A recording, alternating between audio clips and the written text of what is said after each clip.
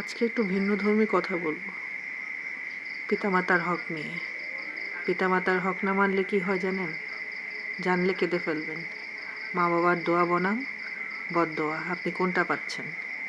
আমার না একটা প্রশ্ন আছে, আপনি কি নিশ্চিত আপনার মা বাবা আপনার উপর খুশি? যে মা আপনাকে 9 মাস পেটে রেখেছে, যে বাবা নিজের স্বপ্ন ত্যাগ করে আপনার স্বপ্ন পূরণ করেছে, আজ তারা শুধু একটু সম্মান, একটু ভালোবাসা চায়। আজ আমরা বড় হয়েছি, ব্যস্ত হয়েছি, কিন্তু ভুলে গেছি যে মা আমাদের ঘুম পাড়ানোর জন্য রাত জেগেছে, যে বাবা নিজের ক্লান্তি লুকিয়ে আমাদের হাসিয়েছে। আজ তারা চুপচাপ বসে থাকে, শুধু অপেক্ষা করে আমরা একবার ডাকবো।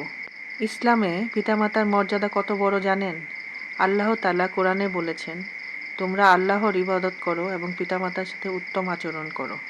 রাসূল সাল্লাল্লাহু আলাইহি সাল্লাম বলেছেন, যে ব্যক্তি তার পিতামাতার অবাধ্য সে জান্নাতের গন্ধও পাবে না।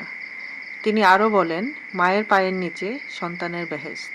মানে তুমি যতই ইবাদত করো, যদি মা বাবাকে কষ্ট দাও, সব কিছুই বৃথা হয়ে যেতে পারে। অনেক মানুষ নামাজ পড়ে, রোজা রাখে, কিন্তু মা বাবার সাথে খারাপ ব্যবহার করে। মনে রেখো, পিতামাতার বদদোয়া সরাসরি কবুল হয়। তাদের একটা দীর্ঘশ্বাস তোমার জীবনে অশান্তি নিয়ে আসতে পারে। আমরা বাবা মার জন্য এই দোয়াটি পড়তে পারি, রাব্বি হামহুমা কামা রাব্বিয়ানি সাগীরা।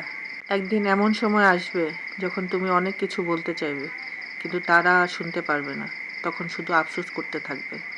তাই দেরি করো না, এখনই মা বাবার কাছে গিয়ে বসো, কথা বলো।